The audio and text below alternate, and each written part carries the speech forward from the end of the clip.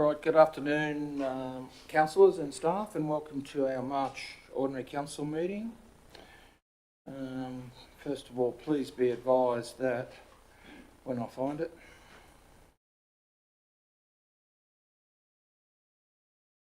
this council meeting is being recorded and live streamed. By speaking at this meeting, you agree to being recorded and live streamed. Please ensure that if and when you speak, you are respectful to others and use appropriate language at all times. Cabonne Council accepts no liability for any defamatory or offensive remarks or gestures made during the course of this meeting. The recording of this meeting will be made publicly available on Council's website. All right, I'll just call the first item, application for leave of absence. Could I have a mover and a seconder, please?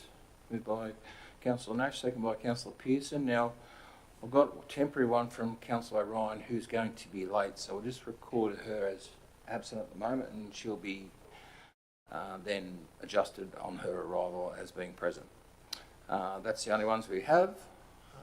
So in saying that, I'll put that. All those in favour? Against, that's carried. Item 2 is declarations of interest. Mover and a seconder, please. Councillor Weaver, thank you. Second by Councillor Jones.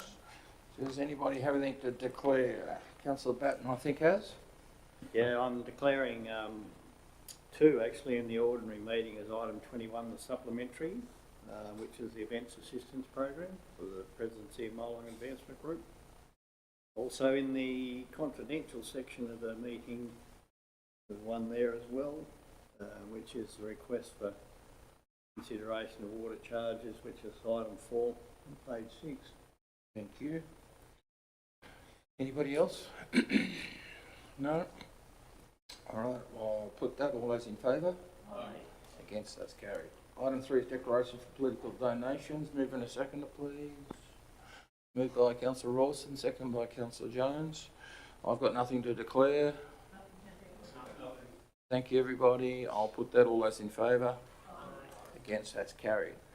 All right, now we have a presentation in today's meeting from Ned Sweetapple, the CEO of Orange 360. So welcome, Ned, to our meeting, and I'll hand over to you. Come forward, please.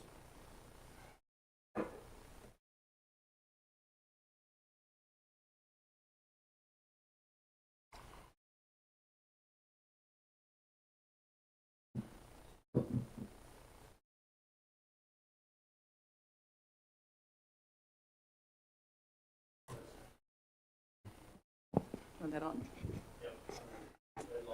Does it bend? Okay. Okay, that's good. Great. Thank you very much. Thank you very much, Mayor. And I'd like to begin by acknowledging the traditional owners and custodians of the land of the Wiradjuri on which we gather today. And I pay my respects to their elders, past and present, and I extend that respect to Aboriginal and Torres Strait Island peoples here today. Also want to acknowledge the Mayor and Councillors of Cabonne Council, General Manager and directors of the Council and staff. Today we are wanting to pick up from the opportunity we had when we hosted the all-council briefing in November last year in Orange, to which some of you attended, which was wonderful to see you, and where we presented the current achievements and outline for our desire to achieve a 4-year funding term from July 1 this year for Orange 360. At that briefing, we also indicated that we were seeking a 10% lift in funding from each council as an initial increase to be followed by annual CPI increases for subsequent years. Today I want to talk more specifically to the value of the model of collaborative destination marketing and tourism for the region, and share with you our scorecards, our KPIs against which we measure our success against our strategic plan and our funding agreements.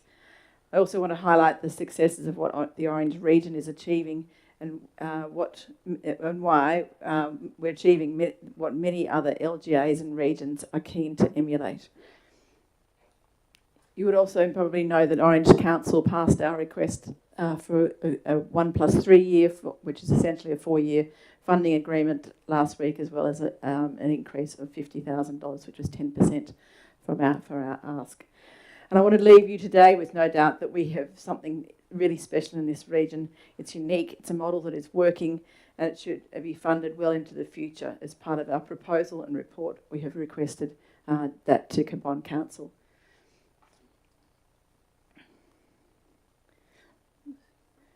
Total visitor expenditure in New South Wales at the end of June 2025 was $55.9 billion. The Central West is the smallest of the destinations, and the Orange region, the value of the visitor economy is $612 million at the end of June 2025. The region is, as you know, made up of Cabonne, Blaney and Orange council areas, and it is one of, if not the, leading contributor to the visitor economy for the Central West of New South Wales.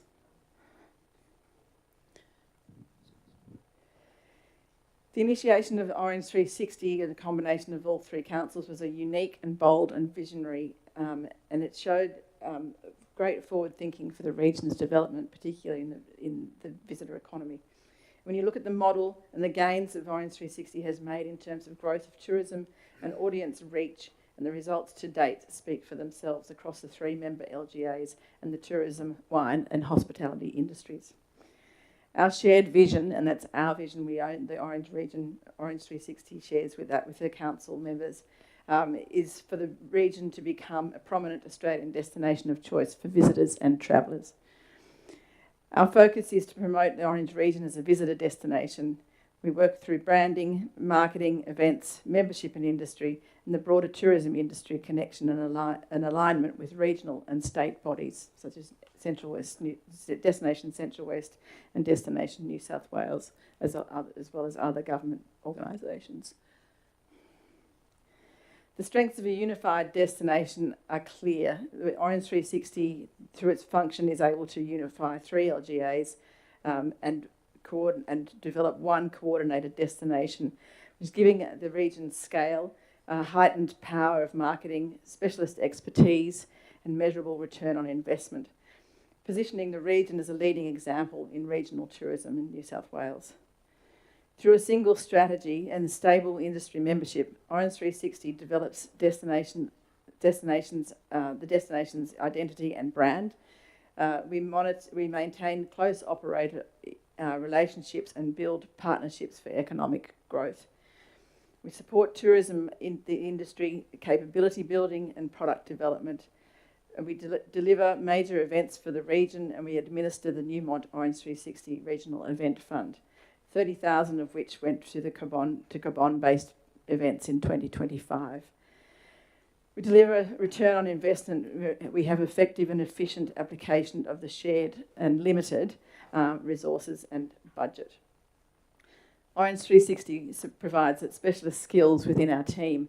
The councils cannot easily cost-effectively resource as an independent. We have consistent regional branding across all seasons and all our channels. We have high-quality content, media and digital marketing, and year-round marketing presence and clear audience growth. It's a unified brand. We have a lean operating structure and strong governance that makes Orange 360 one of the New South Wales most efficient independent tourism bodies. So why does a model like this work? This Orange 360 model is pretty unique, and these agreements that we have across the councils align vertically through local, regional and state government, but also horizontally across the LGAs, making the region more competitive for markets, more competitive for funding, partnerships and investment. All 3 councils formally commit to one destination brand through their funding agreements and enables a cohesive tourism strategy. Each council contributes grant funding financially to the operation of Orange 360, and this shared investment ensures equitable regional support. The agreements across all the councils are on parity, which means no one entity has greater representation than the other, or has more direction over the other. That's a very large bonus for a council such as Cabonne. This also reduces the cost duplication across councils of the region.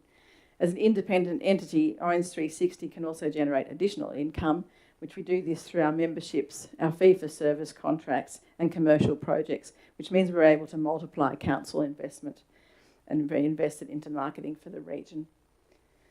To support continuous cross-regional coordination and collaboration, the board of Orange 360, which is TDO Limited, has established and has strengthened three key cross-council frameworks, including the council representation on the board, 2 committees that were established in early 2025 to provide direct and transparent communication between council staff, Orange 360 and Destination Central West, and a marketing think tank, which is made up of the marketing and sales members of the board, who we use as our internal staff use as a sounding board as direct advice to formulating our marketing plans and also our membership activations. We also have, with this integrated governance and strategic alignment through board representation, all councils have a representation on the board. Cabonne Council appoints 1 director to the Orange 360 board, as do the other funding councils. We also have a strategic plan that is will be reset for 2026 to 2030 by the board, and this aligns with the council's objectives, the Orange Region Destination Management Plan, Destination Central West Strategies, Destination New South Wales Strategy 2025, and the broader regional aspirations. Our performance is measured and success is measured through agreed key performance indicators, which are based in standard industry measures and included in our funding agreements, which you would be all familiar with. Our key aims are to grow visitation, so looking at visitor metrics such as numbers of visitors, spend, length of stay when people come.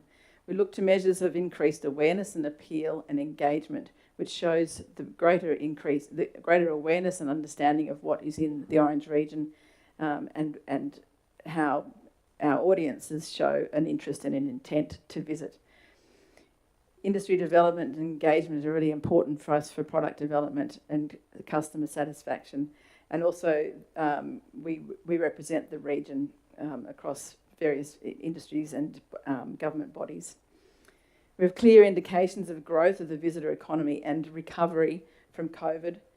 We're always recovering from something. It's impacted cost of living increases, rate hikes, and potentially fuel issues, as well as a partially closed road.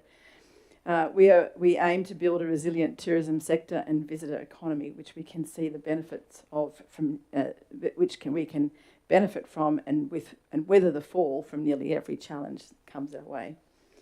Our marketing includes assets and attractions for the whole region as one, each benefiting what the other brings. In terms of industry support, the Orange 360 really was built from the ground up. It's an industry organisation which is it's still industry driven with council funding and council support. It's a membership organisation backed by some 270 members, 23% of them are in the Cabonne LGA.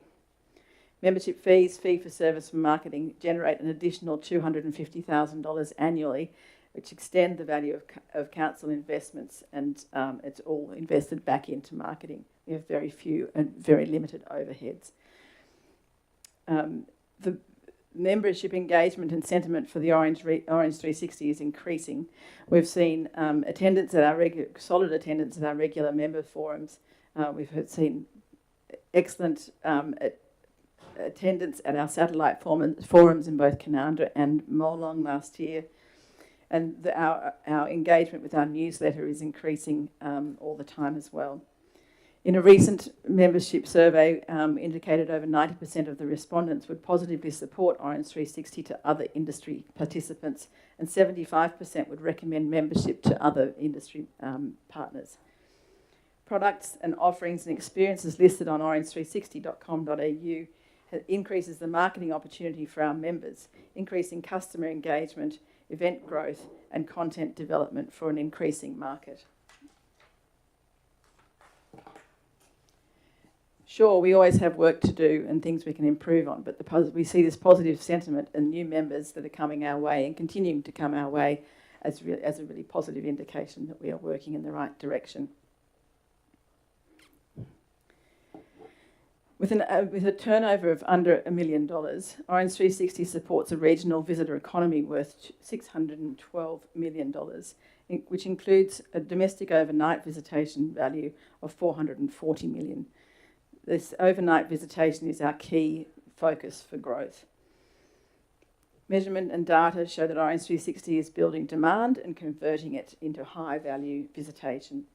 Stronger digital engagement, rapid social reach, and a rising brand awareness are translating into more overnight stays and higher local spend when people visit.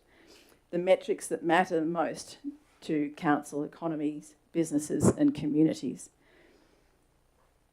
The Orange region welcomed 1.37 million visitors the year ending June 2025, an estimated spend of $612 million, which is an indicative increase on the year before, ending June 2024. The 674,000 domestic overnight visitors who stayed at least one night in the region and delivered that $440 million of spend. But there's an additional 83 cents of indirect contribution that comes from visitors to the regions into other sectors, which is often overlooked or not appreciated fully.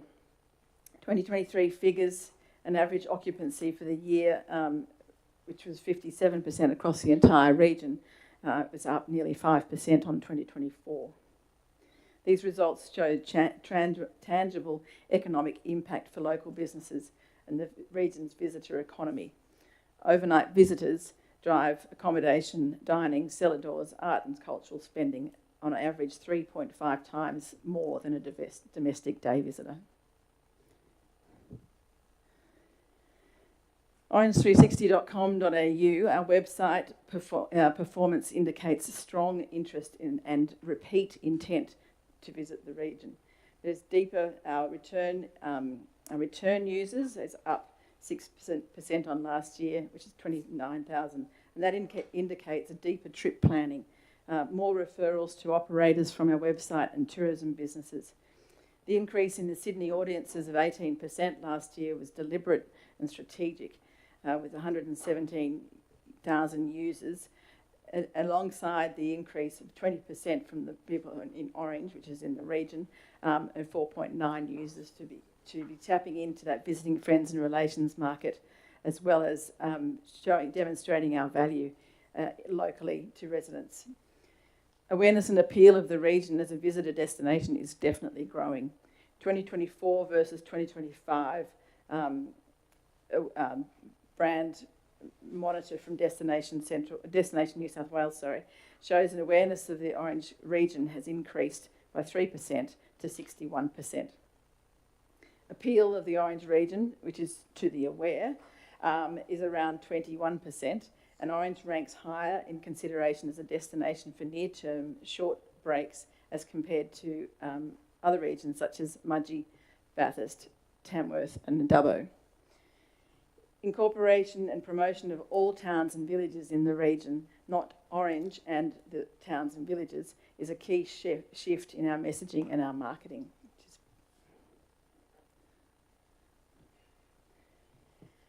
Our marketing hones in on the region's strengths and what everybody brings to that. Orange 360 offers a suite of differentiators. That's how we market the region. We draw on all the strengths from our council funders and council regions to members above other LGA-based tourisms. And what we do is, what I've noticed is that we are one of the only regions that actually actively participates and invests in marketing. Orange 360 develops campaigns and stories that focus on Cabon's natural assets, heritage and wine. Our premium content production, we produce high quality photography, videography in-house, and which is extremely effective, and also seasonal campaigns which have a huge reach and impact. We have deep connections with media influencers, PR channels, and delivering consistent earned and paid coverage to new and existing audiences. We have award-winning campaigns. The Euro-Orange campaign from last summer took out a Silver Tourism Award at the Tourism Awards, New South Wales Tourism Awards last year. And our approach is recognised by our peers as being something that they would also like to emulate. Recently, we were at a trade show where the Southern Highlands and Kiama separately approached us, asking us how we do it and how they could actually start to emulate that in their regions. And that is high praise indeed for the councils of the region, but also for what we are actually able to achieve. Bathurst and Wagga are also seeking to adopt Orange 360's model and emulate the success. We support and sustain the Orange region's reputation for event leadership. Orange 360 works with event organisers and we deliver and promote and help the flagship festivals grow, which is the Food Week, Wine Festival and Fire Festival, plus the administration of the Newmont Event Fund, which actually starts new events and builds them into sustainable, successful visitor events. We offer a responsive, on-the-ground team with a passion for the region. We have understanding of events, we understand our industry, we also understand the visitor behaviour and the market trends, and the ability to develop product, ensuring authentic content and growth in the region's identity, targeted campaigns and highly responsive results. Orange 360 ensures that the region remains visible, competitive and aligned with state priorities, positioning the visitor economy for long-term success.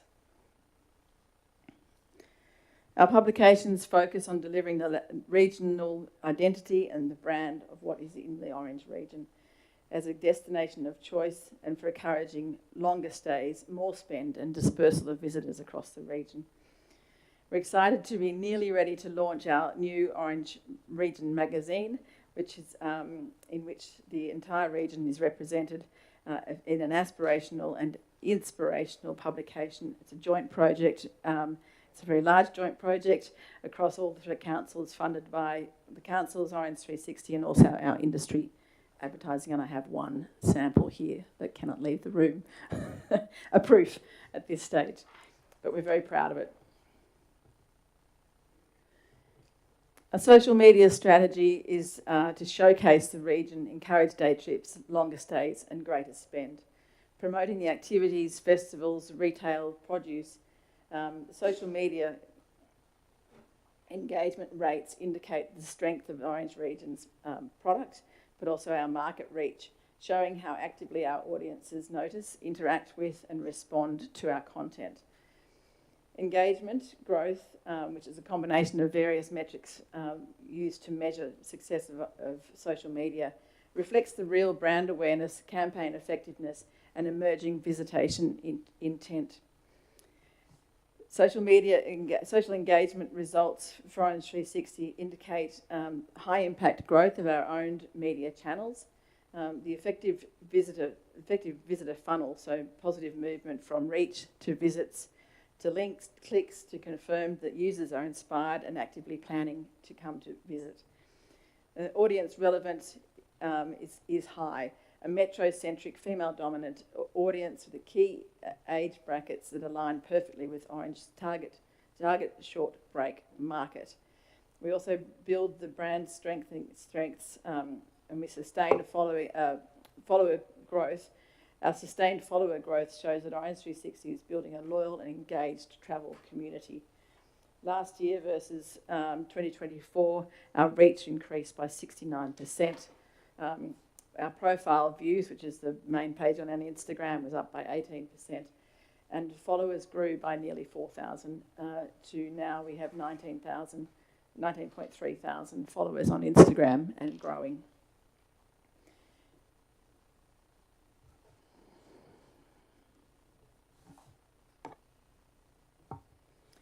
Being part of a larger organisation and marketing budget, being part of a larger organisation and a marketing budget means more media and advertising, for the region, greater media influence and buying power to reach more people than a single LGA can do on its own. Orange 360, through combined marketing, provides far-reaching, more noticeable presence for the region, and Cabon's and attention to Gabon's assets and attractions boosts awareness of and visitation to the towns and villages of the LGA. Funding arrangements with Orange 360 allow Gabon to contribute within your own budget and to a scale of an LGA to project where by all contributions, allows Gabon to contribute within your own budget and scale into something that's much bigger, where all contributions are on parity. No one entity leads the other, but together we are stronger, with a sense of rising tide floats all boats. We all benefit.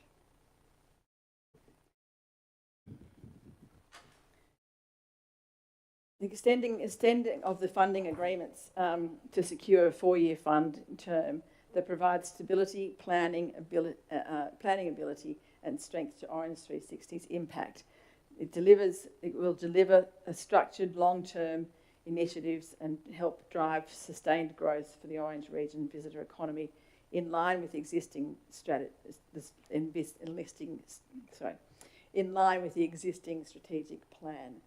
The funding request to increase of 10% uplift will enable campaign creative, production, media and distribution of a single high-impact campaign, which will go in with the uplift from the other councils as well, within a 1-year calendar and with additional to current activities. So campaigns like Your Orange and different campaigns such as on the Fire Festival, Growth, etc., will be able to really go forward and have a much bigger impact, and we'll be able to build our assets year on year.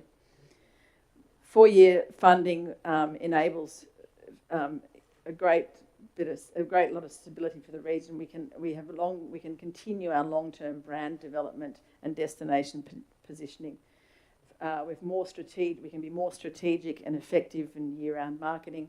We can have a stronger events pipeline and enhanced festival impact, sustained industry development and improved visitor experience, and a stronger regional alignment and greater investment leverage.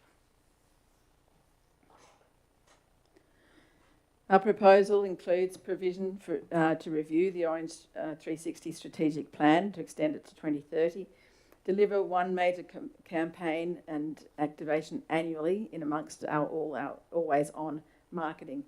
We'll work with the board, the general manager and senior leaders to refine and define our KPIs, deliverables in line with the strategic plan, our success to date and our performance management strategies. For 8 years, Orange 360 has delivered a unified vision, an economic benefit and community value, building a resilient tourism industry with room to grow. This proposal reaffirms our commitment to strong partnerships, industry support and strategic destination marketing.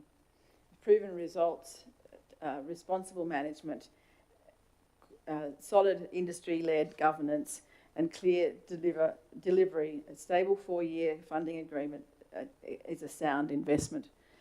We ask Council to consider the return already achieved, the compounding benefits of building on our momentum. Orange 360's model delivers a level of regional coordination, marketing expertise, industry engagement and ROI that individual New South Wales LGAs cannot replicate on their own. Its independent structure, strategic focus and use of resources produce outcomes far beyond its size and far beyond its budget, making it a uniquely viable asset for the region. In summary, for Cabon Council in particular, we would be able to achieve far greater marketing reach than Cabon can do on its own, bigger visibility boost for local towns and villages, 3-to-1 return on Cabon's investment from combined marketing activations in a single brand, professional tourism and marketing expertise without your own internal staffing costs. So, we would support local industry, product development experiences that contribute to the growth of the visitor economy and what we have in the region. We benefit from Orange's strong profile in neighbouring LGA. It already has a reputation for food, wine, art and culture, of which we can be able to make use of this and ride in the slipstream of the fact that it's on the weather map every single night. We can also create stronger regional brand, avoid duplication and make sure we share our success. So our decision that our request for a proposal is for the council today to approve the 4-year funding agreement for the 4-year term with a 10% uplift commencing July 1, 2026, the value being $105,100, and to approve for the General Manager, I think, to finalise the agreements with TDO Limited, Orange 360, in line with the 2026-2030 strategic plan. Thank you, Ned. Does anybody have any questions?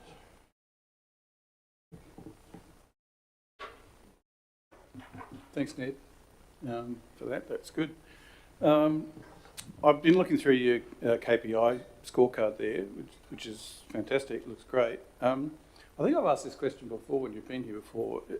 Is there a way of breaking those numbers down so that we can look at Cabonne-specific numbers, visitation, overnight stays, visitor spends, that sort of thing, those sort of things, so that we can see what the effect is for Cabonne itself, quite specifically? As you know, there's quite a structural imbalance between the attraction for the area actually is mostly in Cabonne. The visitor spend is mostly in Orange. Mm-hmm. So that's where all restaurants are. Well, not all the restaurants, but a lot of them are. That's where the accommodation mostly is, that sort of thing. So people congregate there. They come here to go out into the areas, to the region around, and then they get sucked back into Orange. So it'd be interesting to see whether or not there's any structural differences in the way in which these numbers are progressing over time, Cabonne specifically. And I think probably, thank you for your question. Previously we've been, and we're still slightly limited on what data we can get to show those increases in smaller populations. But with the addition of the CommBank IQ through Destination New South Wales, we can see it in terms of now. The Destination Central West can see it. We just get the PDFs, but they can see some changes over time and look into that. So we're starting to see a little bit of that. So I can come back to you on that and see if we can get a bit more detail from them on those sorts of figures to see if we can actually see something that you're looking at. Oh, my question is only, how do businesses become members? Do you actually go out and buy for them, or how do they know that this is even something that that could help their business? So we often get referrals, if there's a new business in town, there's referrals, but we're also working on a strategy where we are now more than ever actually approaching people and when they open or when we realise that they're not lapsed. So some people lapse their membership and then we try and get them back on. And certainly there's an active recruitment going on as well. Yep.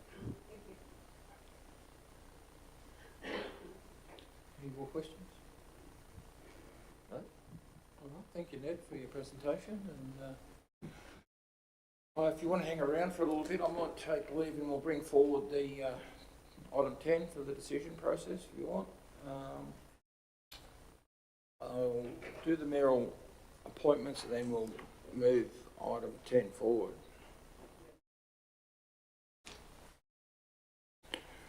All right, item 4 is the mayoral minute of appointments. I've tabled a report. Councillor Rawson has, Councillor Jones has, Councillor Nash has,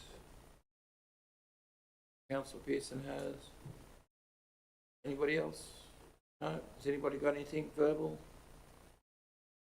Councillor Nash. Yeah, Mr Mayor, with your indulgence, certainly was remiss of me actually not submitting it, but I did document in the claim that I put in. Fairly quiet month. The Oval Progress Association on the first Tuesday, so the 3rd. Then on the 11th was the Bushfire Liaison Committee meeting, and the 18th is Mining and Energy Related Councils meeting, along with the Deputy General Manager Operations. The latter, I would suggest, is something that we probably have to keep a good eye on in terms of value that we're getting from the money that we invest, given our ongoing financial pressures. Thank you for that. I'm sure that you can put that in writing for the girls later. Thank you. Anything further? Councillor Jones? Sorry, Mr Mayor, I meant to mention this to you earlier. I just wanted to acknowledge the passing of former councillor Heather Woodhouse. Yeah, obviously she was no stranger to Molong and was an active member of our community, whether it be through the sheepdog trials, the show society or the Driver Reviver, Women's Auxiliary, but I just wanted to acknowledge her passing and extend my sympathies and thoughts and prayers to her family. Thank you. Thank you. Well said. Yeah, agree totally. Anything further? All right, nothing further. I'll put that. All those in favour?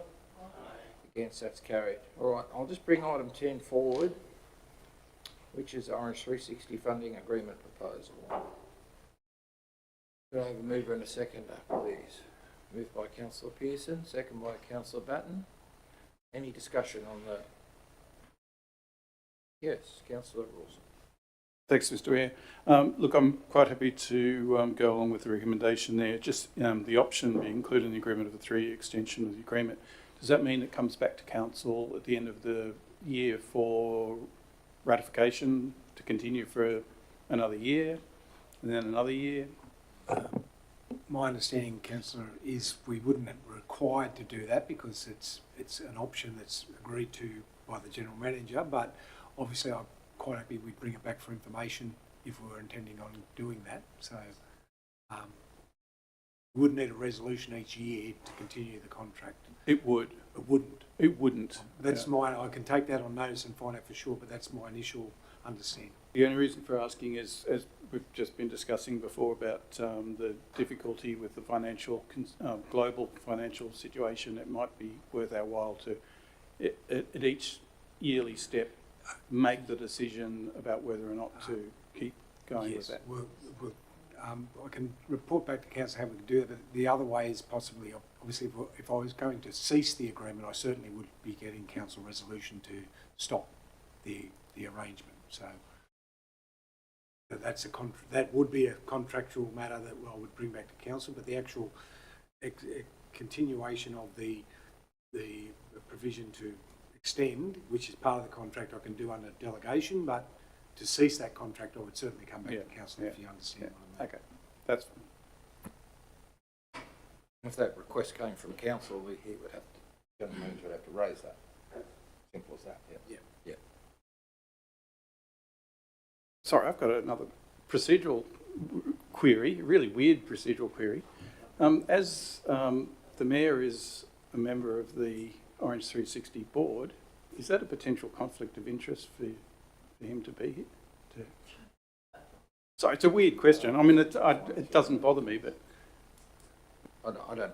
Yeah, it'd be non-pecuniary interest, and then it would be deemed to be, whether the Mayor deemed it was inappropriate for him to be in that conversation, so he doesn't get a pecuniary interest. He's an independent member of that board, so I don't think it necessarily excludes him, but he could choose to say, I feel conflicted, and we could adhere to that. But if not, there's no, as I said, he's not a paid board member. He's there actually on behalf of council, much as if for to something like anything to do with CTW, you don't necessarily have to leave the room, so that type of thing.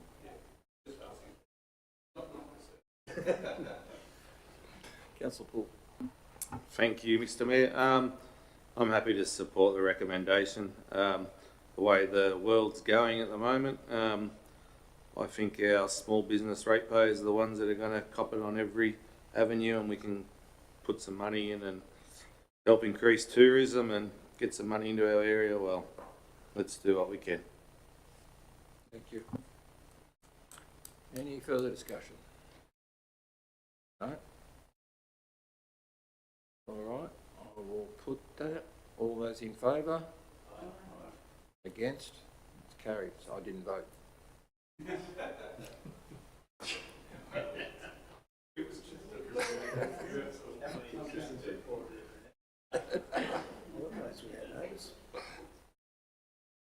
Thank you, everybody. All right, item 5 is, thank you, Ned. You quite happy? Item 5 is committee of the whole. Could I have a mover and a seconder, please? Councillor Weaver, thank you. Councillor Nash is the seconder. Does anybody wish to call anything into committee of the whole?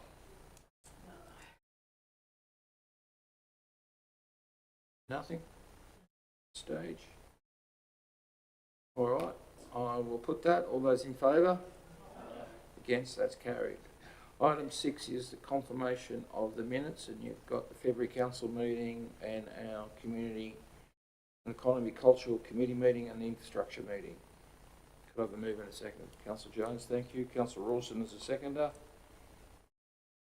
Any discussion on the minutes?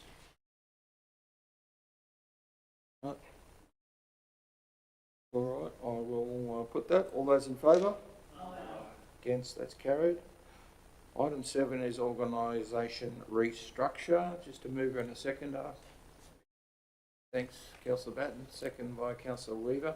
Now, can I just draw your attention to page... it's page 11, I think. So if you move down past the graph, and you have a paragraph there that says Council was consulted on the formulation of a new structure with the implementation taking effect on the 16th of March. That's going to be changed to the 16th of April? Just to April. Or just April?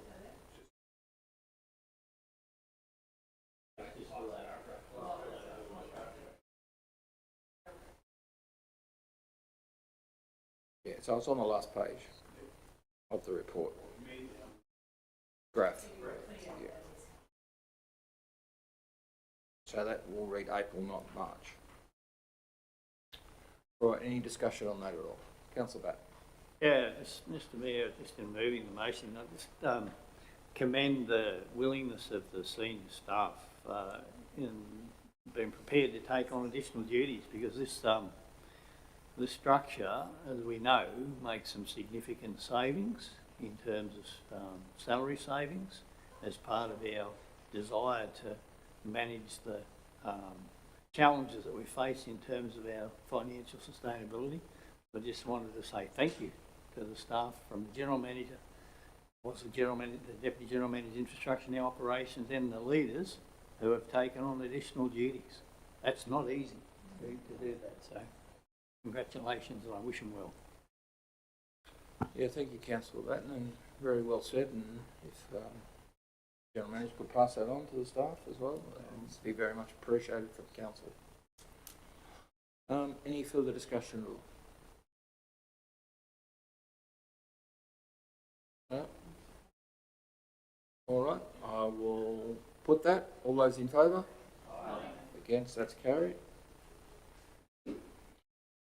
Item 8 is Regional Develop Australia RDA Central Western 10 for 10 Leadership Dialogue. Mover and a second, please. Moved by Councillor Ryan, seconded by Councillor Weaver. Any discussion on that at all? Yeah, it's an excellent initiative. Thank you, well said, yep. Anything further? No, everybody's happy? All right, I will put that. All those in favour? Against? That's carried. Item 9 is Anzac Day 2026. Mover and a seconder, please. Moved by Councillor Paul, seconded by Councillor Pearson. All right, if We could just work our way down the list and if people could nominate if they're available or not. And before we do, I'll just say I'm unavailable. And also Councillor Jones is representing me at Molong. He's been requested to speak at the service, so he will be tending Molong, so it takes him out of some of the others perhaps. So just in regards to that, if we want to just go down, Boranor. I was just going to say, I won't nominate because I'm mobile. I'll just fill the gaps, which whatever anyone else can't get to. So we've got Boranor as a 1 p.m. service. Yep, done. Councillor Rawson, thank you. Canowindra, 6 a.m. dawn. Councillor Weaver? I generally do that anyway, but there's no reason I do that particular one. At the dawn service? Yeah, I was wondering if Ryan could. I can do it hospital ones, certainly, and get a so we've got 2 reads. Righto, so we've got the both wreath layings covered. Yeah. I'll do the 9 and then I can go to Gareth. Councillor.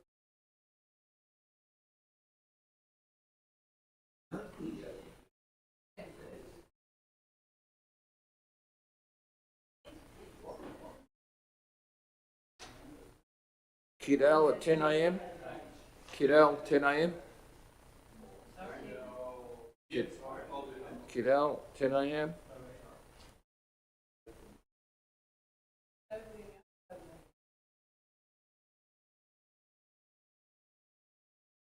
Yeah, I went there last year. Cumnock, 6 a.m. I can either do Cumnock in the Oval or Obley in the Oval, whichever. Cumnock in the Oval is pretty easy if someone can do Obley. Can anybody get to Obley at 6 o'clock.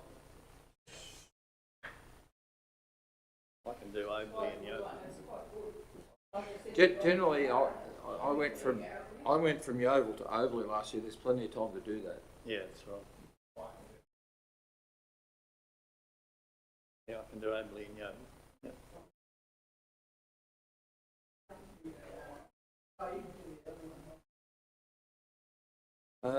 We'll just go back on Cumnock.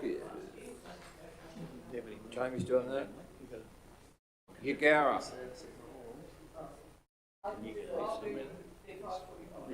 At Yagara. And I'll do the 10:45.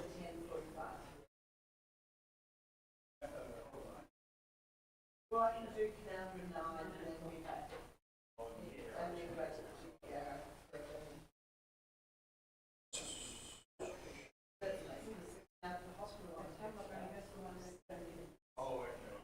Manildra.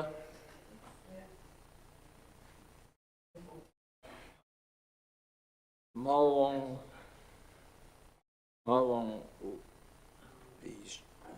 You're doing the 11 o'clock, but can you, anybody do the dawn? Righto. Yep, righto. Now the only other one is Tugong. 6 a.m. Yep. Are you right? Can you get around there? Yeah, not clashing, double clashing? Normally we do two on we move it up to down. And then that gives me time.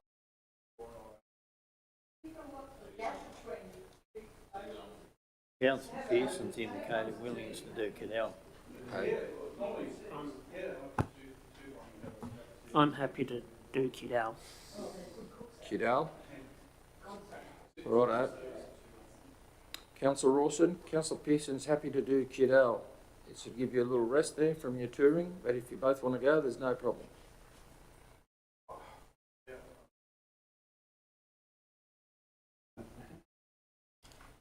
Righto, we're covered.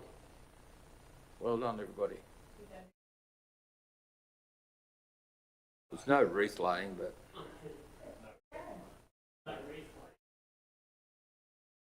You could go. Righto, done.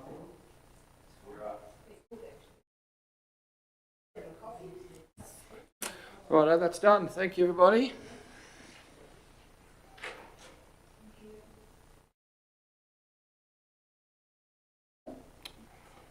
All right, nothing further on that. We've got council representation at all our services. Well done, everybody. I'll put that. All those in favour? Against, carried. Item 10 we have done. Item 11 is the Community Assistance Program 25-26. Mover and a seconder. Councillor Ryan moved, seconded by Councillor Rawson. Any discussion on that?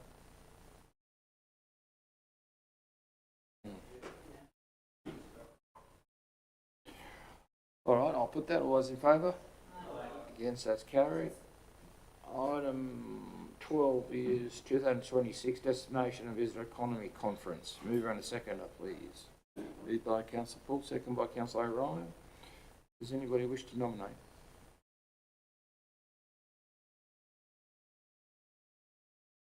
No?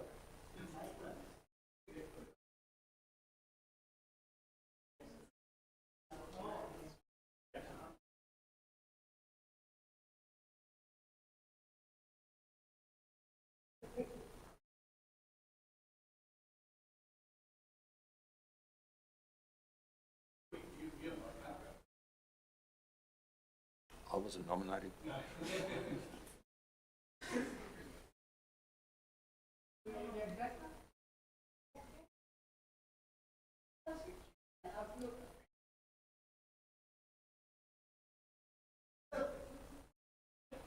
What day is the week today? 27th to the 29th, I don't know off the top of my head. I'll have to look it up. I nominate Catherine O'Ryan.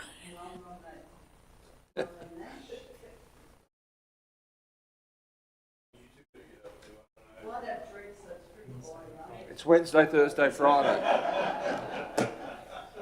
Councillor O'Ryan's Wednesday, Thursday, Friday.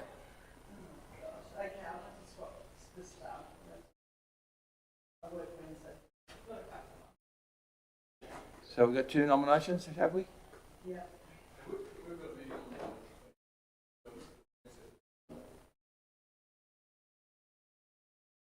All right, we've got 2. Yeah, you might have to take electric car.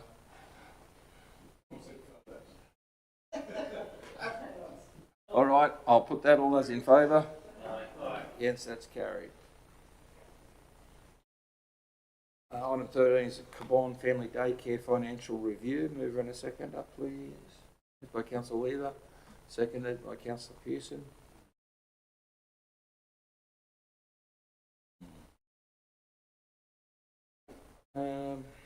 Any discussion on that?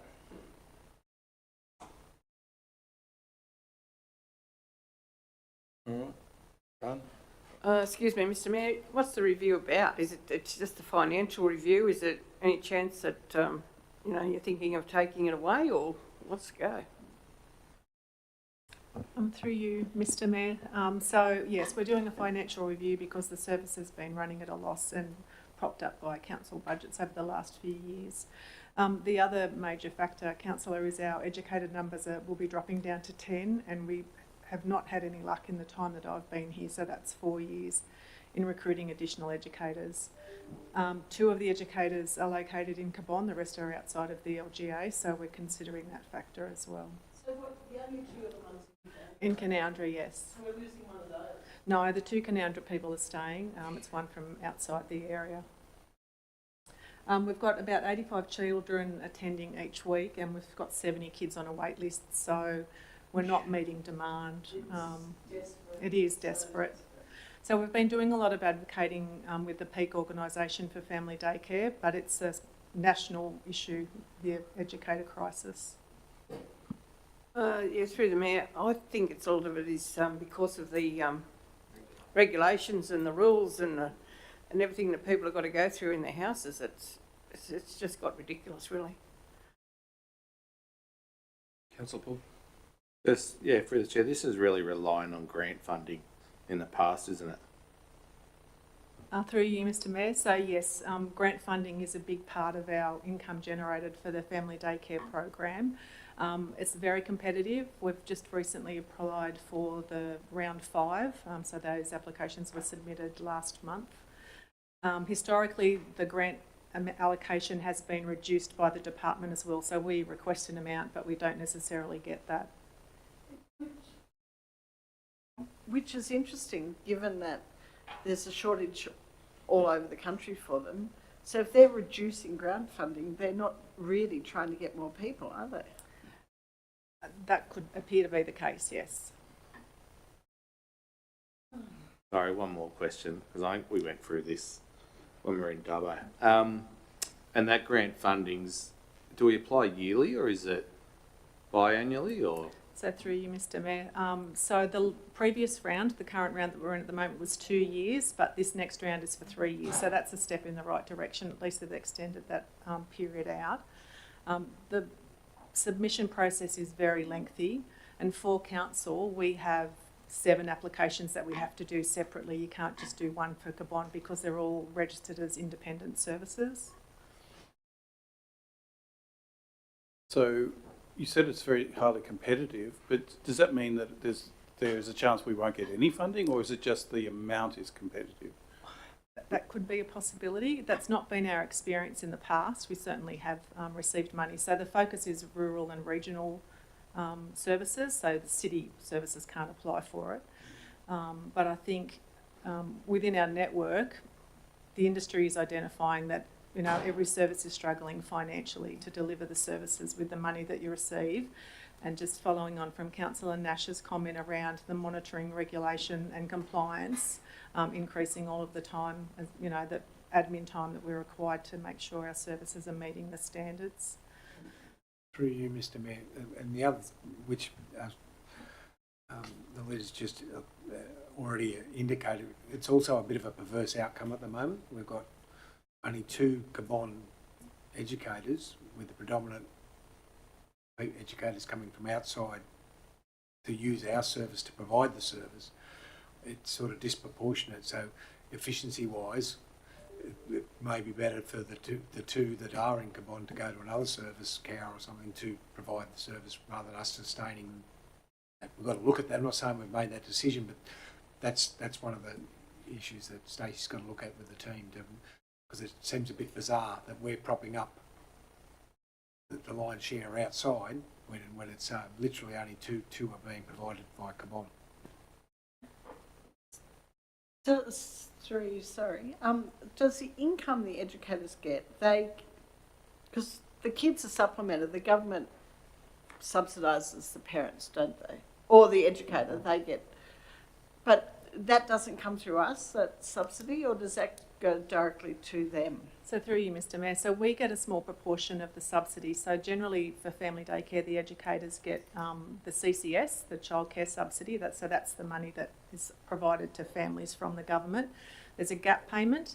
The educators also get that, but from that we take an admin component, which is minimal. Through the Mayor, is there another way that we could do this sort of thing without going through that same system? I don't know. Is there another way of providing childcare services in Cabonne in a different, I don't know, different way? Through you, Mr Mayor, no, we have to be registered and regulated by the department to be an accredited childcare service and to receive childcare subsidy.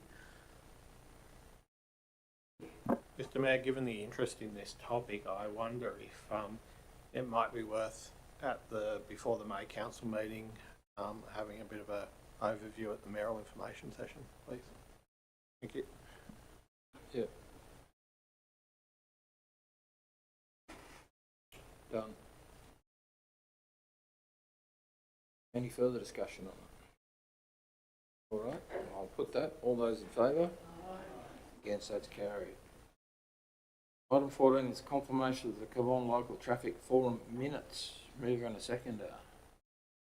Moved by Councillor Pearson, seconded by Councillor Nash. Any discussion on this at all? Through you, Mr Mayor, just a question. I note that in item 5 of the minutes, the speed zone review, that the full length of Packham Drive will be dropped to 90 kilometres per hour. Just wanting to ask the Deputy General Manager of Infrastructure. My understanding is that road was taken from council, or voluntary taken from council and given back to the state government. And as part of that process, there was going to be some additional funding allocated for that. Just wanting to get an understanding of why now we're seeing that road potentially having a speed limit drop instead of having increase in funding. Was it, please? Through you, Mr Mayor, on behalf of Council, I have previously had taken this up with bureaucrats in Transport for New South Wales. The explanation that was received was that there was money put aside for the transfer of local roads to state road status as part of the program that was brought in under the previous state government. However, with the new government incoming, the redirection of that allocation of funds was put towards the regional roads emergency repair funding that was put in 2021-2022, which was aimed to help councils get through the maintenance burdens of an incredibly wet period of a few years. And so subsequently the money was taken from one program and put into another. So there has been some monies put through safety initiatives. We have had a fatality and a number of crashes in one specific location on Packham Drive, but there is no further funding earmarked for any further upgrades to Packham Drive.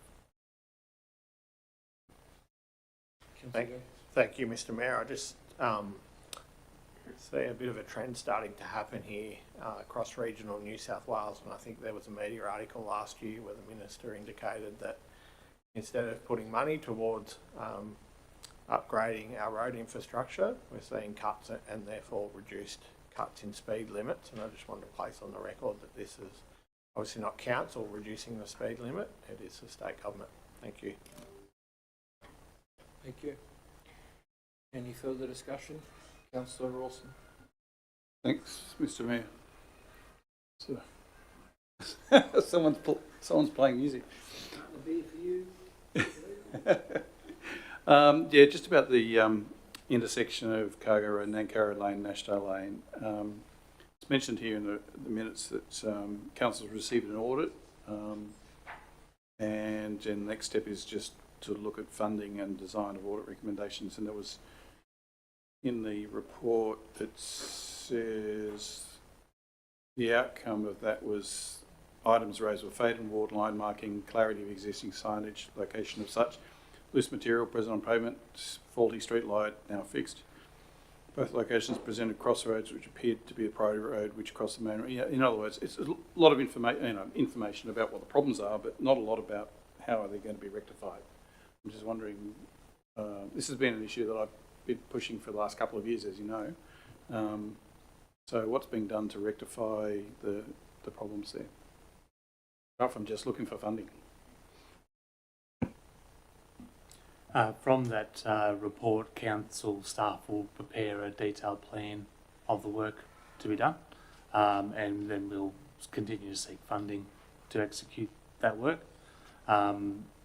If council wishes to consider funding it itself, those plans can be brought forward as part of the budget review, along with some costings at the request of council.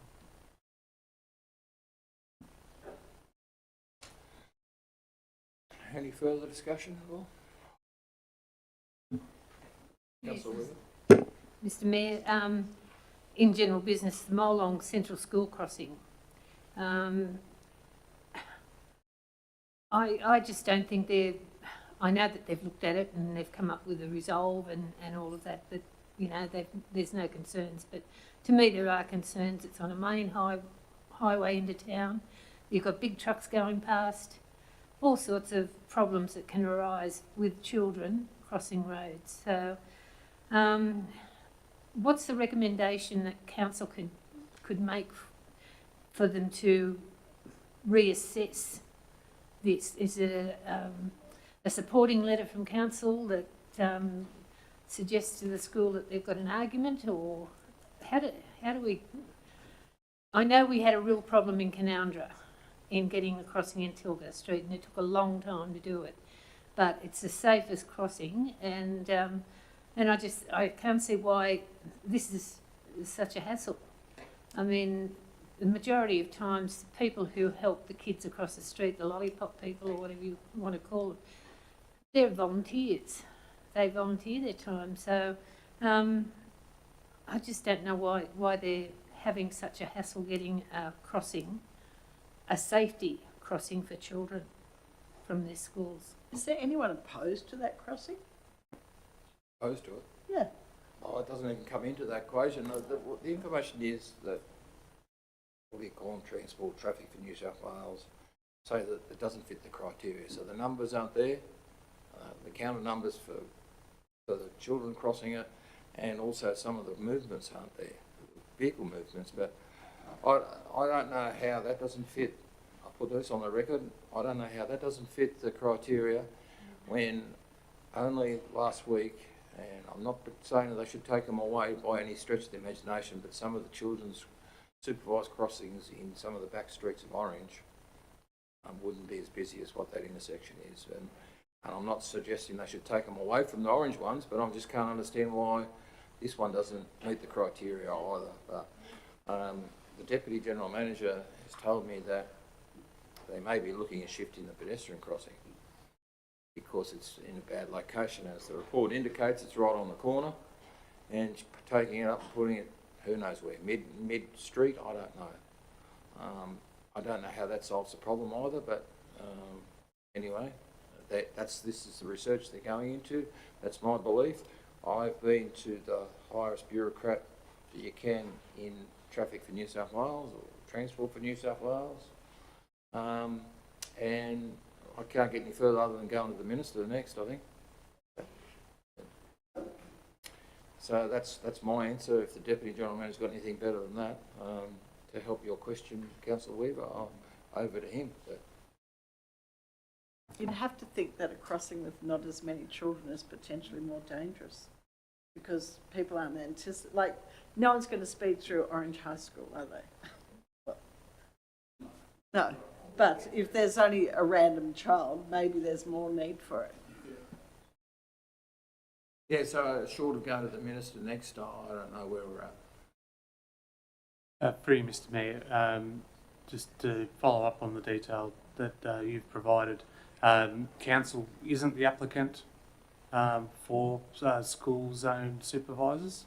It is the school that's required. The school has indicated that they will keep on putting forward. I'd suggest advocacy continues by council in support of any applications that's being made, including, and council staff have already started helping the school put together an application, how we can improve that. A letter of support would also provide a level of strength to any application put forward, and council staff on the back of previous resolutions of council can provide that to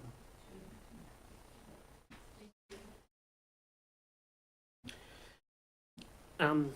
Just reading through it, I just don't understand how and why we wouldn't fit a criteria. I mean, it's not like as we said before, it's not with the amount of the population with the vehicles. It's like the type of vehicles, the trucks, the heavy vehicles that rush through it. And looking down here where it says they want to observe pedestrian behaviour leads me to think that Transport for New South Wales are going to reach the conclusion that the issue is pedestrian behaviour and to exercise more diligence, and I just don't buy it. Thank you. Any further comment? Yeah, Mr Mayor, I just want to say on the thing of volunteers, we did ask the Transport for New South Wales lady that was at the meeting, and she said that they can't use volunteers. That on these crossings, so I don't know.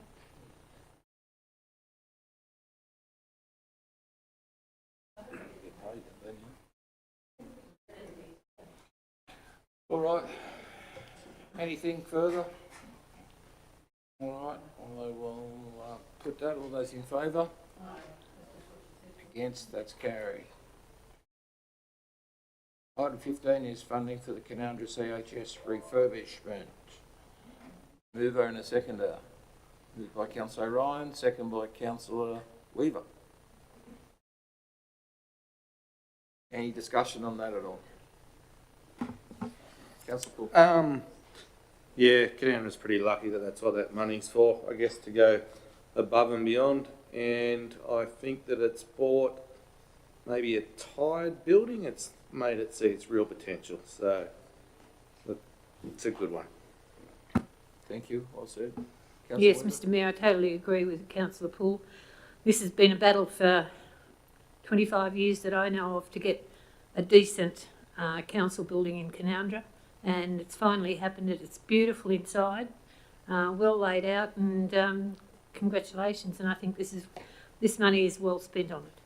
Thank you. What's the community say about it?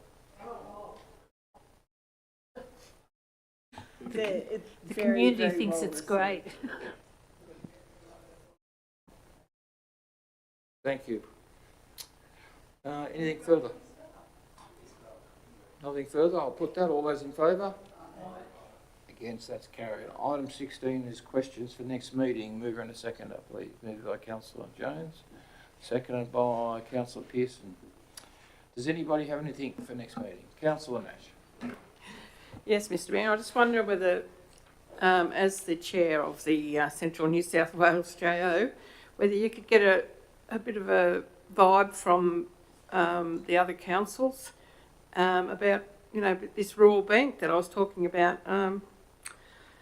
Membership was driven for the first choice by business and council in the area, and the council's areas then would be privy to profits instead of paying an overpriced CEO.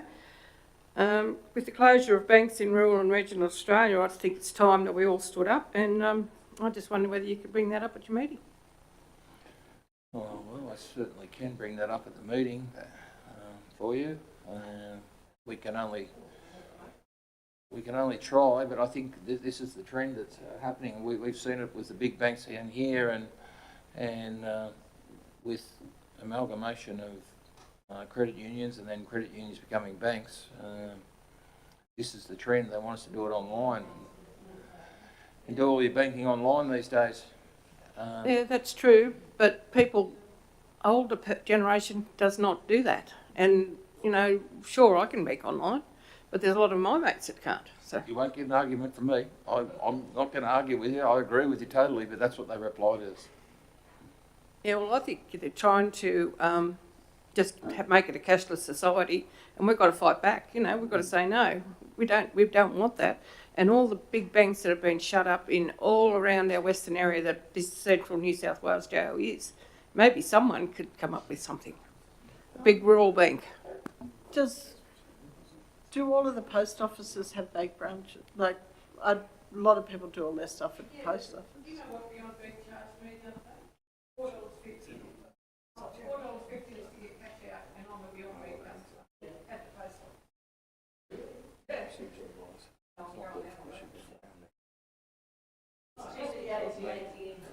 choice credit union started off with three council areas. Big business went out and they got rid of the forms in the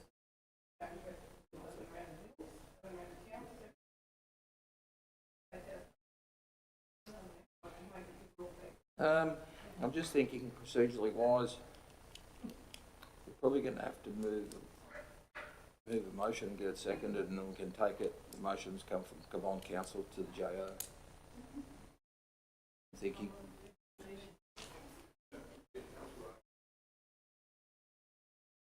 So if you can word something up now for me and get somebody to second it, and we can just, then I'll get it put on.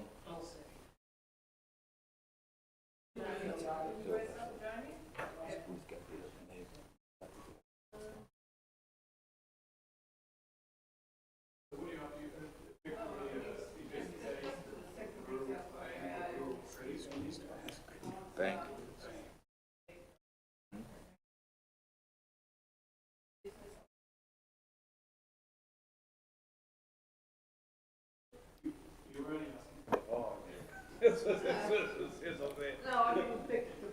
So a potential motion could be that Cabong Council writes to Central New South Wales JO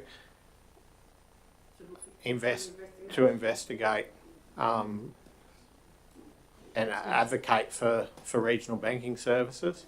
No, to advocate for regional banking services and investigate the possibility of a regional bank. Well, you're going to be investigating the closure of regional banking services. Is that what you want to?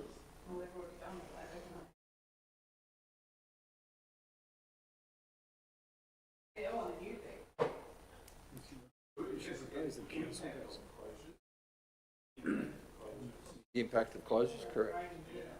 Is she advocating councils to go? Yeah, you're not advocating for councils to go into banking, are you? Oh. Oh, right. Yeah. Just through you, Mr. Mayor, just to be mindful, for example, we already had to pass back the credit union because of the increased stipulations with regards to auditing, compliance. Being a bank is not something you just can do willy-nilly these days. So it's certainly, don't get me wrong, Councillor, if you want to, we move a motion and that's the way you want to go, that's your right. But I'm just cautioning that it's something that we're sending one message one way, that we can't facilitate shopfront credit union type facilities. I guess it's another matter if you're talking about like the JO trying to go into a banking arrangement, but you've got these competitive neutralities. It would be quite a thing for if you were able to herd the cats and get a bunch of councils together that were willing to become a regional bank. Not that I want to set fire to your aspirations, but it could be somewhat problematic. I think the advocacy avenue may be easier and more realistically pursued by the JO in its strategic plan and the way it approaches things. Would that be right? Correct. Sorry, I misunderstood where you're going. Yeah. You might get the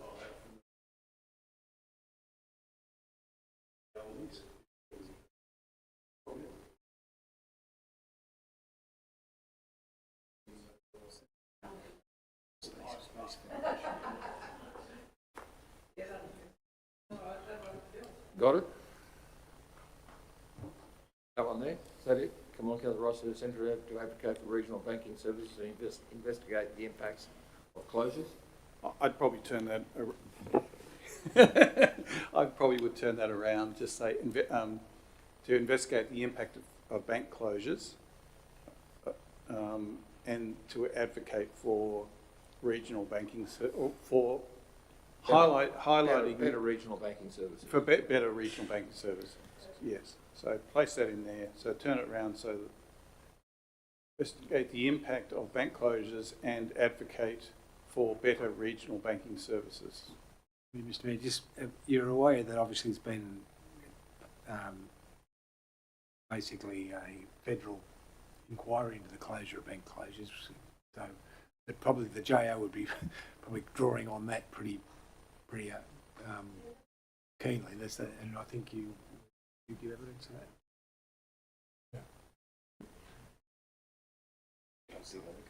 Okay. Councillor Nash was really asking the JO what do all of the other councils in our region consider to be the key problems, I guess, and how we solve them. I think that's really what you were after, the vibe. Yeah. So it's not necessarily coming up with a solution at this stage that the JO becomes a bank or something like that. What the various other councils in their regional communities are doing. How they're considering, what are they doing? Yeah. How. Yeah. So there's bound to be, for across 13 councils, there's bound to be someone with a good idea. Should be people with a lot of brains there. That'll do. That'll be right. Got a second for that? That do? Yeah. Okay. Righto. All right, no further discussion on that. I'll only put that resolution there from Councillor Nash and seconded by Councillor Rawson. So all those in favour? Against? It's carried. Anything further for questions for next meeting? Councillor Pearson. As you're aware, like mobile black spots are very much an issue in Cabonne, particularly in the east, and I'm aware that addressing this issue is in council strategic plan. I was just wondering where council's at with lobbying the federal government and the telcos about covering and addressing this issue even further.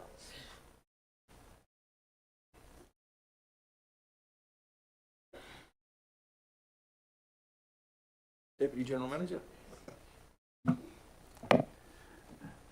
Through you, Mr Mayor, I will take that on notice. We have been advocating particularly for infrastructure upgrades around Mulligan Creek area, which has been fruitful to date. However, I will take the rest on notice and get back to you. Thank you. Councillor Weaver. Yes, Mr Mayor. I would just, I've got a problem as far as our hospital goes. There is talk in Canowindra of the road, the Hospital Lane Road, being closed off to the public.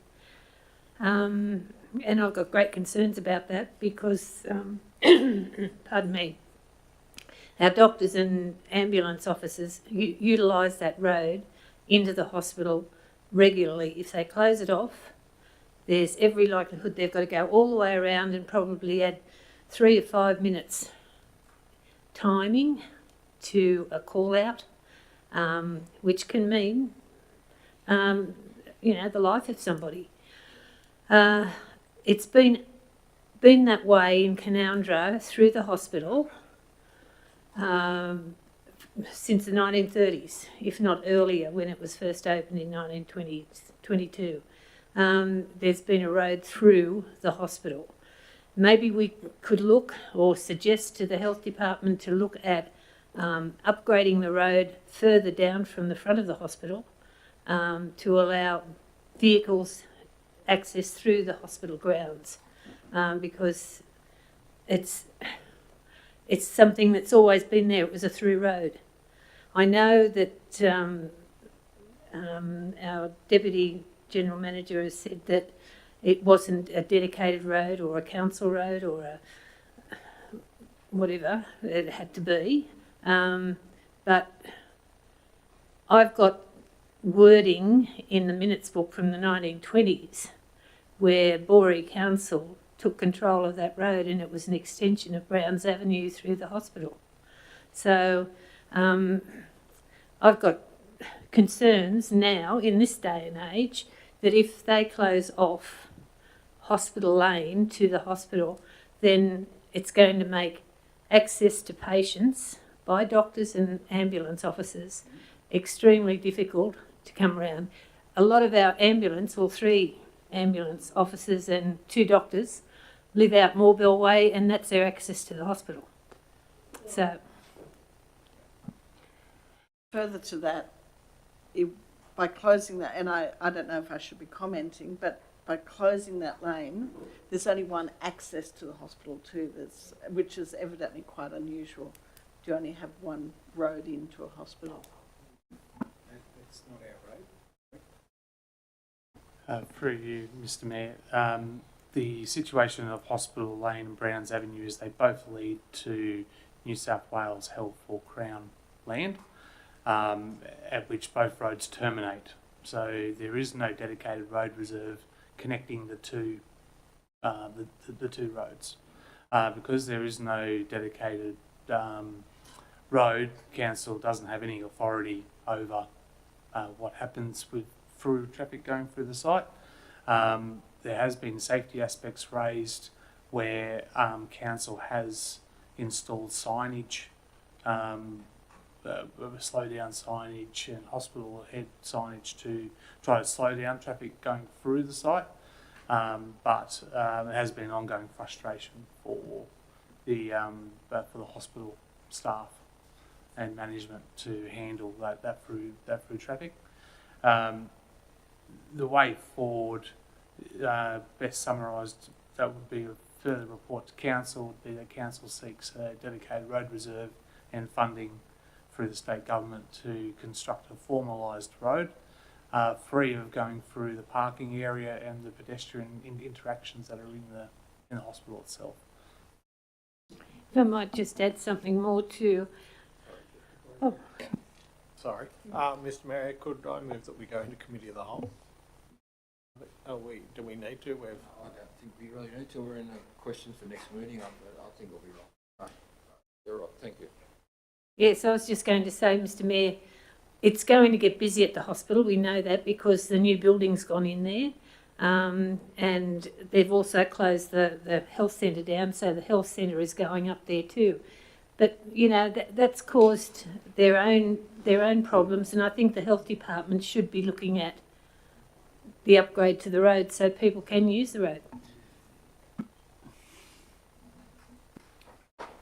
Yeah, through you, Mr Mayor, can I suggest also that we do Matt can bring a report to council, but also we should be looking at shooting this home to the health department. It's their building. If that's, but has there been any formal submissions made by the ambulance or the doctors or these people affected? Because that way, you know, they're obviously key stakeholders, and it's health land, and it's for really a health outcome. I'm just a bit confused as to why it's our responsibility. So we can investigate that, but bring back a report where we are with health. The ambulance officers can't speak out as individuals, number one.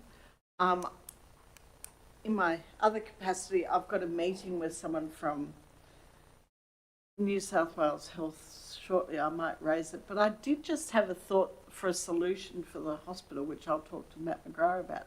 Maybe Hospital Lane could just go into a car park that doesn't go any further, because no one's going to be trying to drive through into a car park, so that people have access to the hospital without driving through the hospital.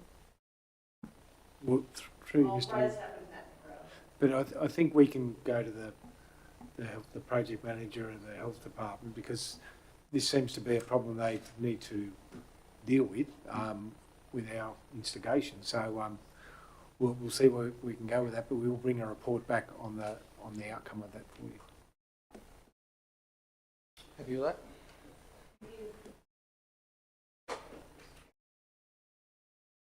Councillor Paul. No, more to like, I think we'll be kept in the loop, but more to keep our ratepayers in the loop on air. Just regular updates on the fuel increase and how that affects our plant and maintenance for roads. Basically, it's hurting us too. Yeah, taken on board. I think that we're going to bring back or Matt will bring back a report exactly that, outlining the results of increase in fuel costs, how that affects all the schedules and so on, but not super detailed, but semi-detailed. Sorry, just as an add-on to that request, could we just have some addition around some austerity measures or contingency plans? Should this continue to the medium to long term, please? Yeah, through you, Mr Mayor.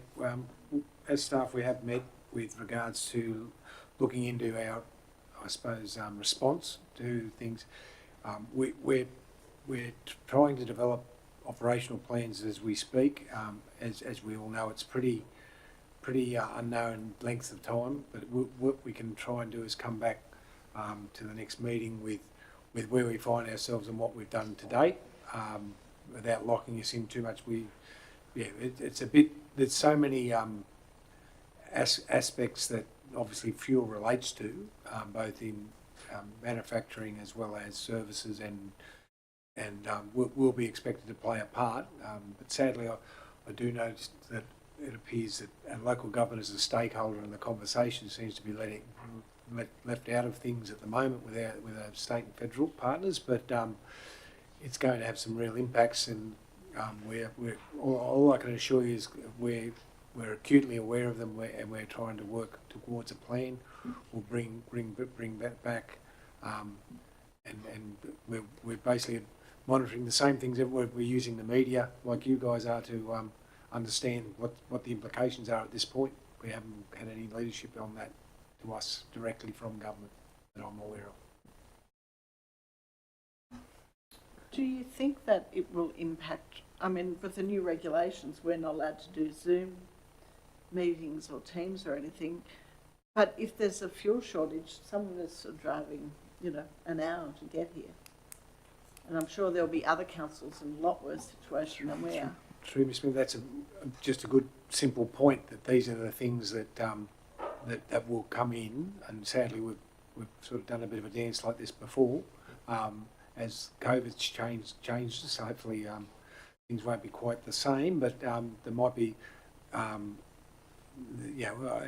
fairness to the government, it's had to scramble very quickly, but I'm sure the state government may come out with some recommendations about meeting practice to accommodate less travel. All those things would be on the table. I think everyone's hoping that it's a short term, but everything that we're all talking about and observing doesn't seem to be feeding that to us. But those are just similar with internal. We're trying to manage working from home, getting people back in the workplace more, and now, so we're not quite ready to go full bore and tell people to stay home either, but we've got to work through all those issues as we go. So.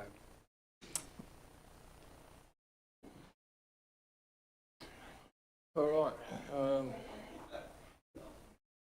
Anything further?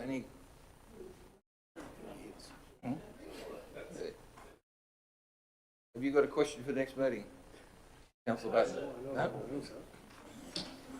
All right. If there's nothing further, I'll put that. All those in favour? Against, that's carried. Item 17 is business paper items for noting. Mover and a seconder.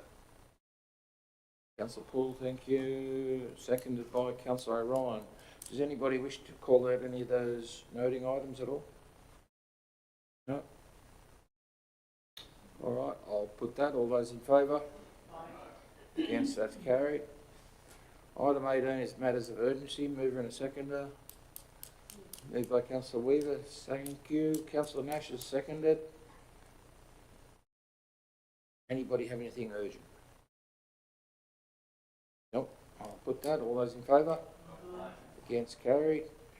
Item 19 is committee of the whole. We don't have any, but can I have a mover and a seconder that we don't have any? Moved by Councillor Pearson, seconded by Councillor Poole. All those in favour? Against, carried. Now we've got some supplementary items. Everybody with me? Yeah. All right, item 20 is notice of motion, Great Western Highway, Mitchell Causeway, be moved by Councillor Jones, seconded by Councillor Weaver. Any discussion on that? Thank you, Mr. Mayor. As we know, since our last council meeting, the New South Wales Government has closed the Great Western Highway at Mitchell's Causeway. It's hard to believe in 2026 the main access from Sydney to the Central West will be closed for at least 3 months. However, no one genuinely believes it will be opened come June.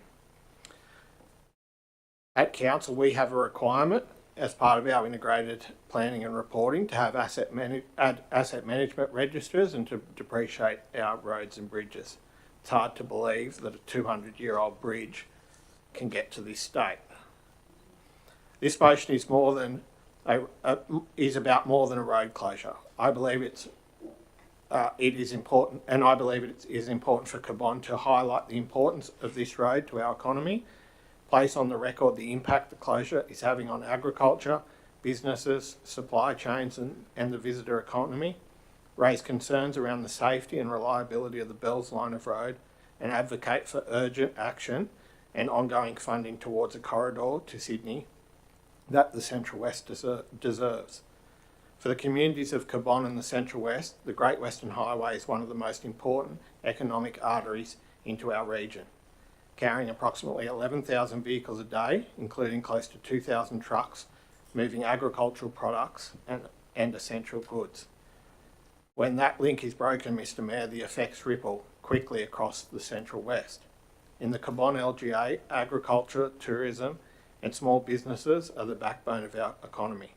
The food and fibre we grow relies on timely access to markets, but what producers are already experiencing is transport delays and freight cost increases.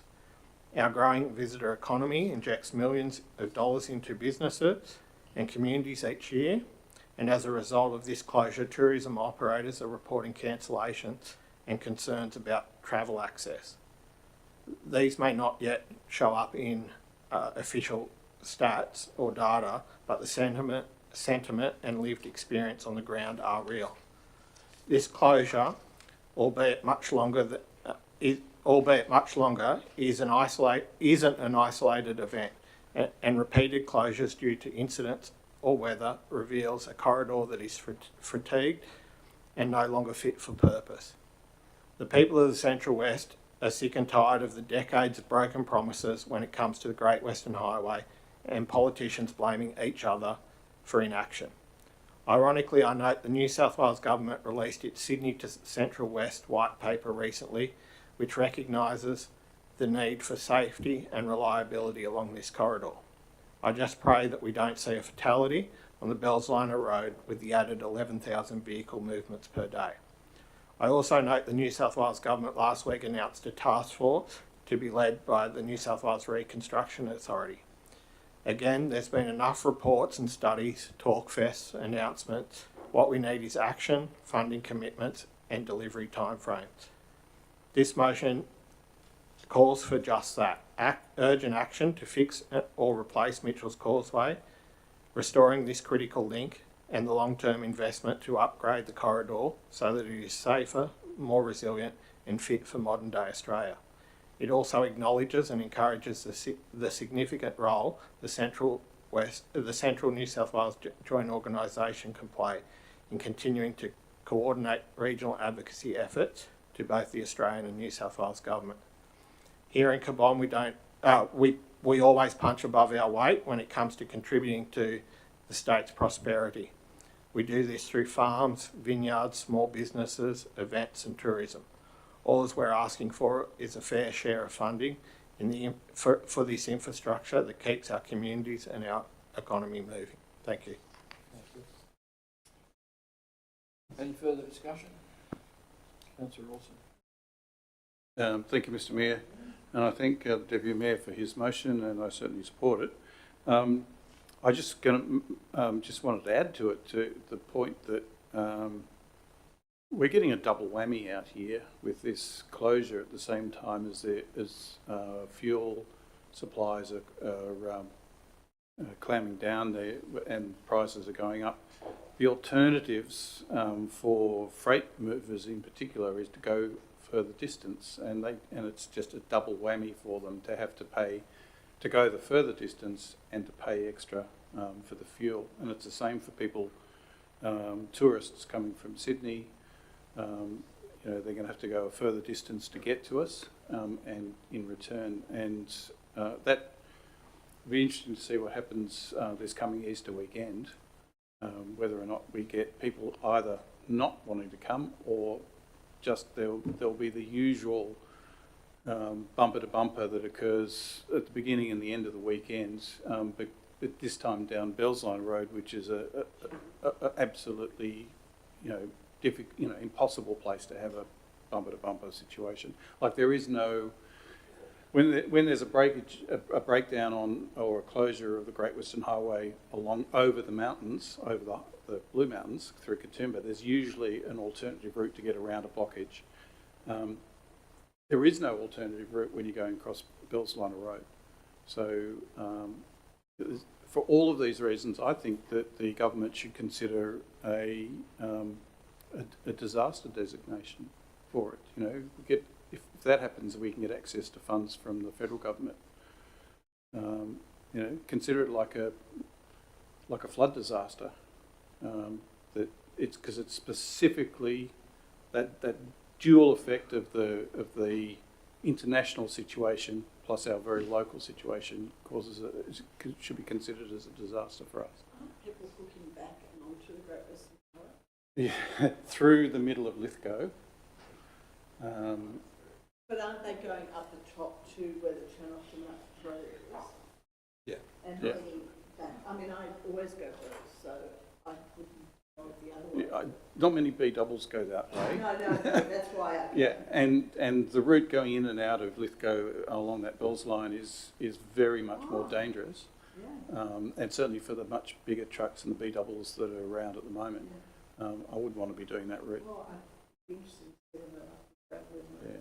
Yeah, and it's an extra distance, and that's extra cost. You know, there's a fuel cost as well as the sitting bumper to bumper along that road. That's also an extra fuel cost.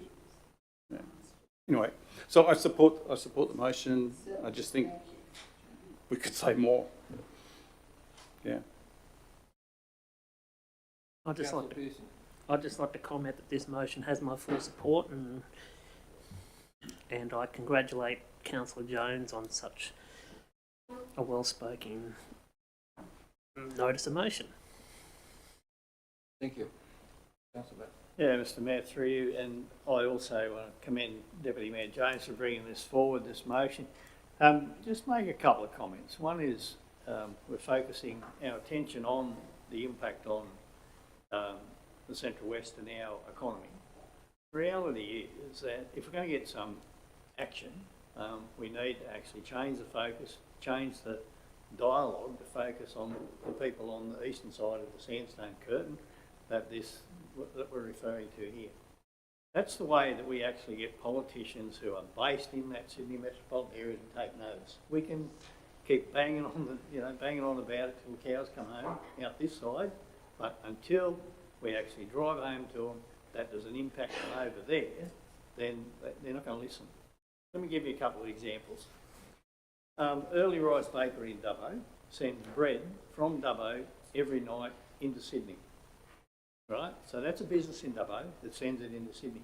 If that Darling Causeway, which links the Bells line with the Great Western Highway, if that gets blocked, which is distinctly possible, and probably with a fatality, when the weather that we know happens in, from May, June, July through August, if that road gets blocked, that means that food from this area does not get into Sydney.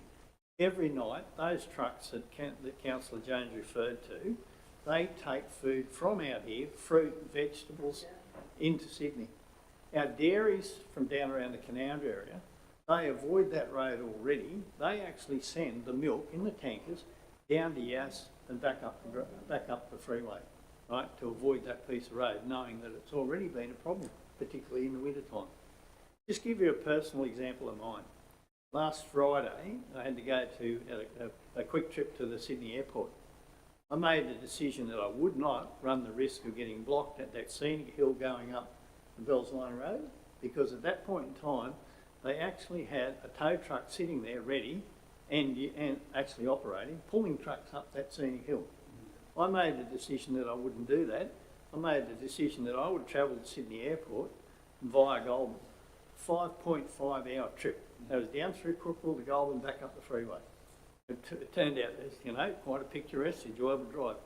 I made the decision to come back over the Great Western Highway, Darling Causeway, and that took me 5.5 hours, exactly the same time as it took me to go through Goulburn. I ran into what you'd expect, a Friday afternoon.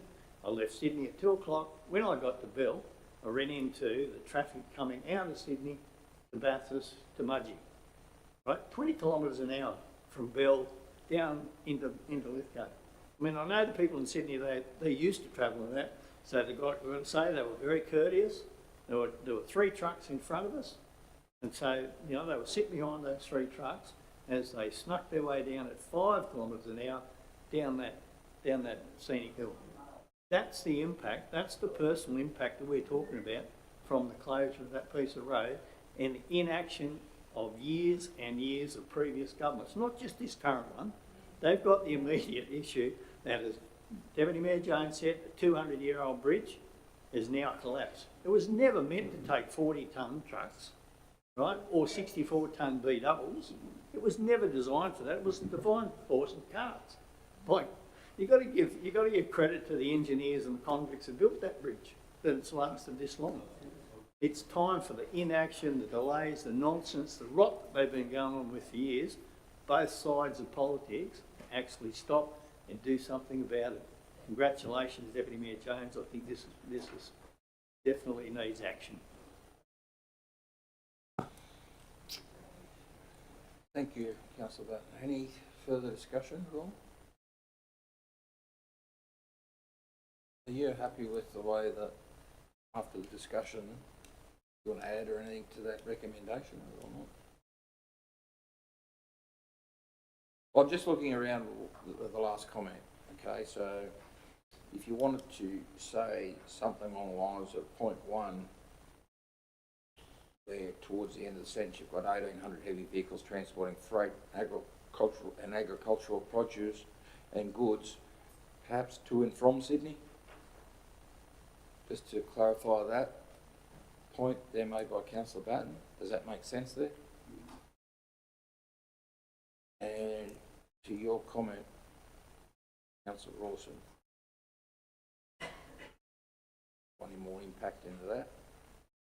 Just, it could go into the letter or letters, just the point that due to the combined impact of the global energy supply situation and this specific problem at Mitchell's Causeway,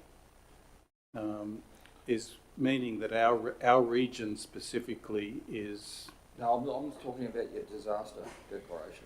Yeah, well, that's where I'm going. I'm just thinking that, I mean, I've actually seen mentions in the media about exactly this, about... Sorry, it's already...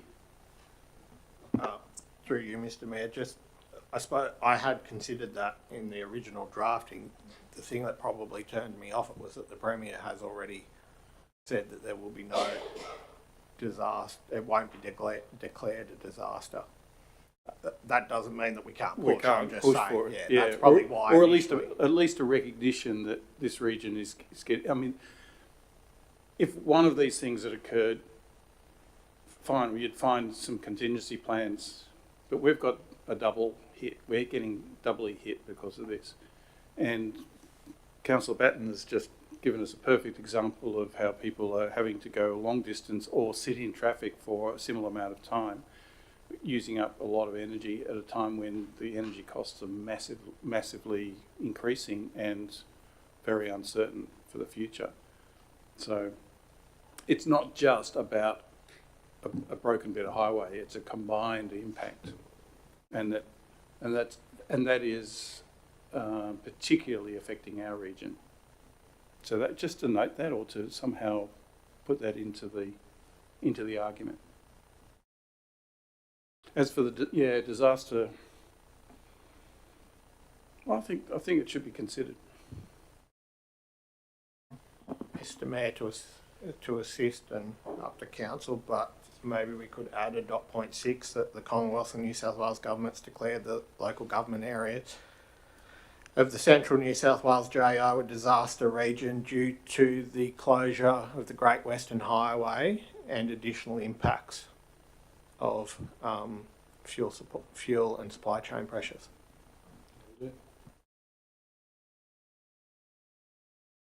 I'll start slowly. The Commonwealth and New South Wales governments declare the local government areas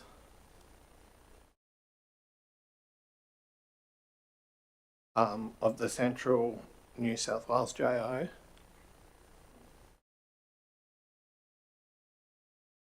a disaster region due to the closure of the Great Western Highway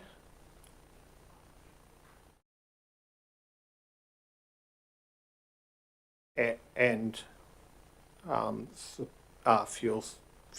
fuel and supply chain pressures. Chain pressures. Combined closure. Yeah. Combined closure of Great Western Highway and global fuel and supply chain by fuel and supply issues. Combined closure of Great Western Highway and global Fuel and supply. Chain Issues. Pressures. Issues? issues. Pressures. Issues is just pressures is a bit more direct. Pressures are probably in trouble with that word. Not change. Supply chain. It's not change. Chain.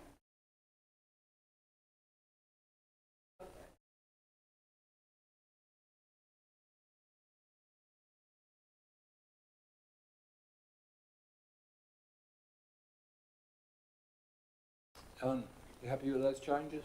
Councillor Worthy, you're the second over here. I can just ask you, Jamie's, Councillor James's statement. Yeah, I'm happy with seconding that motion and the changes. But with the statement that Councillor Jones has read out, can we have a copy of that?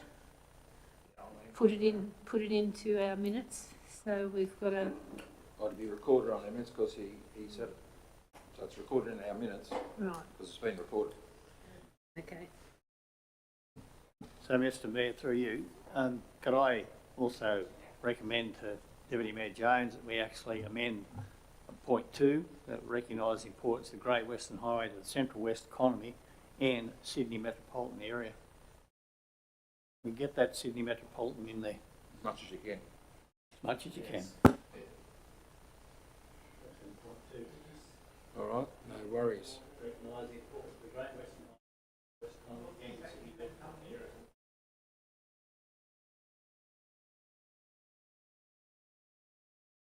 Sydney Basin. All right, anything further?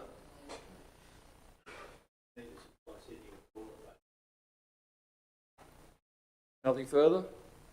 I will put that. All those in favour? Against, carried. Item 21 is the Events Assistance Program, which Councillor Batten's declared an interest and will leave the room.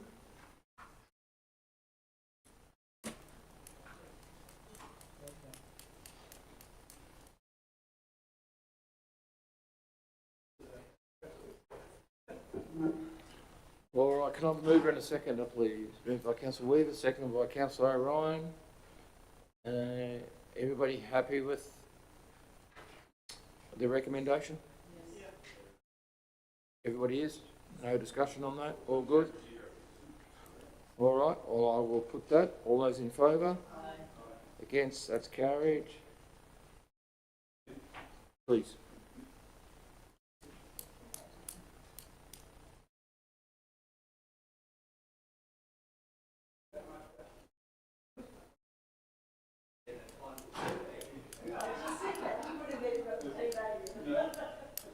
Councillor Batten, the item 21 was passed as per the recommendation for each one of those items. Thank you, Mr Mayor. If I can make a comment without being out of order, but just something to be aware of with these. If you look at return on investment, it's pretty effective, very effective. If you look at that balloon globe, if you read the report, they say $20,000, 8,000 tenders is $2.50 per person. The one that I stood out for, you're looking at anywhere between $1.25 and $1.66 per person. That's what our investment in something that these things that make a fairly significant impact on the economy. The Royal Far West Ride, that's probably the dearest one at $9.38. So everything under $10 is what we're talking about in the investment. They're pretty impressive in my view. Very good. And where are we up to? 22. Request for donations. Move in a second, please. Moved by councillor Rawson, second by councillor Jones. Any discussion on those? Everybody happy? Through the mayor, just one thing I want to say is just proves how popular our pool, you know, what did you say? Fobs and that are, and the passes are. Yeah. Yes, Mr Mayor, I think it's a great recommendation, but I did enjoy reading the Koori Kids and the Native Week report. Well done, and it looked good, you know, I mean, they went to an awful lot of trouble, but yeah, well worth it, and I think it's a great initiative. Thank you. Thank you. Nothing further? I'll put that. All those in favour? Against? That's carried. Rightio, that concludes that part of the